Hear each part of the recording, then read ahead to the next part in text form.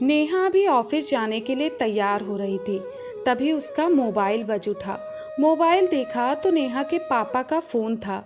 नेहा ने फ़ोन उठाया, उधर से घबराई हुई आवाज़ आई, बेटा तुम्हारी मम्मी की तबीयत ठीक नहीं है, तुम आ जाओ। नेहा भी घबरा गई और वो अपनी सास के पास आकर बोली, मम्मी जी मेरी माँ की तबीयत खराब है, पापा ने अभी अभी फ़ोन किया था, मैं 2-4 दिनों के लिए मायके जाना चाहती हूँ। नेहा ने सुबह की चाय देते हुए अपनी सास प्रेमा से कहा।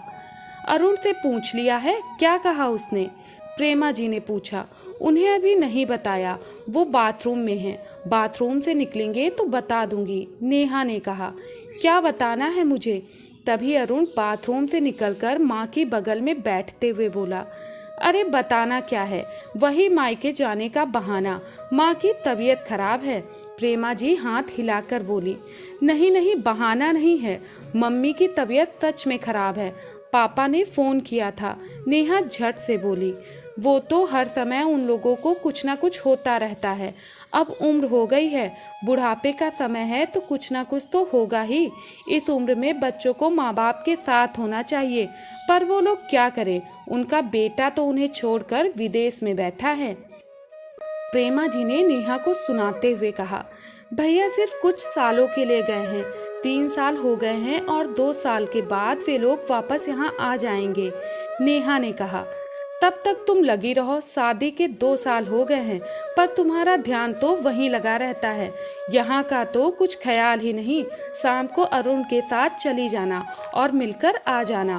प्रेमा जी ने अरुण की ओर देखते हुए कहा, हाँ यार ठीक रहेगा, अभी ऑफिस जाते हैं, शाम को चलेंगे। अरुण ने भी सहमति जताई।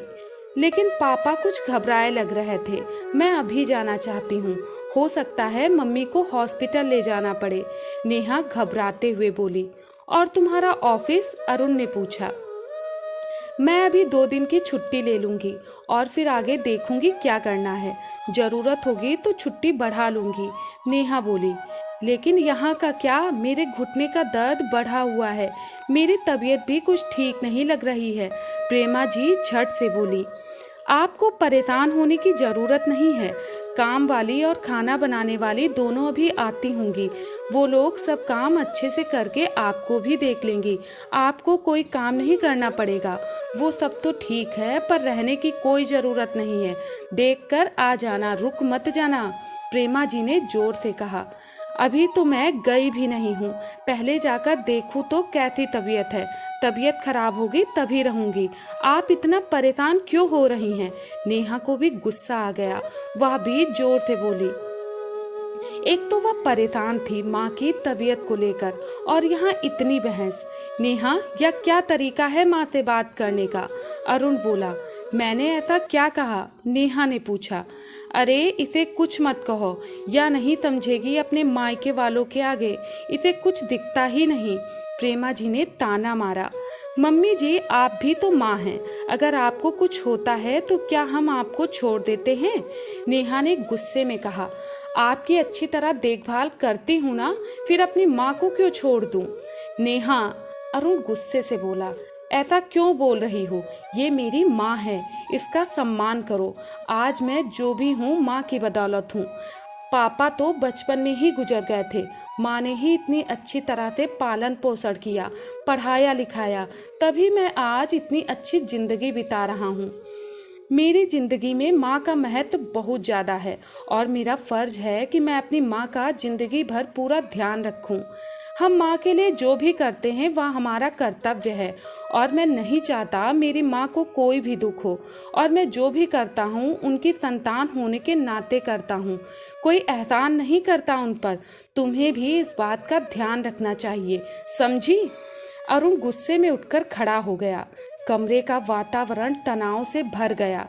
अरे ये क्या समझेगी, मायके में संस्कार व्यवहार रिश्तों का महत्व सिखाया गया हो तब ना, प्रेमा जी व्यंग से बोली। नहीं मम्मी जी, मैं सब समझ गई, पहले मैं कुछ दुविधा में थी, पर आप लोगों की बातें सुनकर मैं माँ का महत्व और संतान का माता पिता के प्रति फर्ज को बहुत अच्छी तरह समझ गई, नेहा एकदम शांत स्वर में बोली। अरुण, मैं माँ के प्रति तुम्हारे विचार जानकर बहुत खुश हूँ, पर जो जो बातें तुमने अपनी माँ के लिए कहा वो सभी बातें मेरी माँ पर भी लागू होती हैं। मेरी माँ ने भी मेरे लिए वो सब किया है जो तुम्हारी माँ ने तुम्हारे लिए किया है। तुम्हारे मन में तुम्हारी माँ के प्रति जो भाव हैं, मेरे मन में मेरी माँ के प्रति भी वही भाव हैं। तुम्हारी माँ मेरी माँ में फ़र्क क्या है? माँ में भेदभाव क्यों? माँ तो माँ है, तुम्हारी हो या मेरी, फिर उनके प्रति फर्ज निभाने में भेदभाव कैसा? नेहा ने एक गहरी सांस ली। कमरे में सन्नाटा छा गया। तीनों चुप हो गए। थोड़ी देर बाद नेहा बोली, मैं जा रही हूँ और जब मम्मी की तबीयत ठीक हो जाएगी तब आ जाऊंगी। आप लोग अपना ध्यान रखिएगा। कहते हुए नेहा कमरे से बाहर जाने लगी।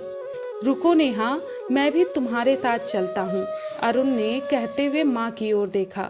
माँ ने भी सिर हिलाकर अपनी स्वीकृति प्रदान कर दी।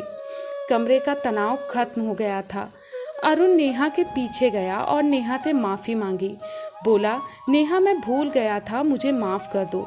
नेहा ने भी मुस्कुरा दिया और बोली, अरुण माँ तो माँ होती है, क्या मेरी क्या तुम्हारी।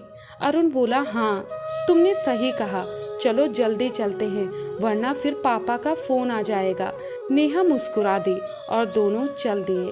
दोस्तों, आज की कहानी यहीं पर समाप्त होती है। धन्यवाद।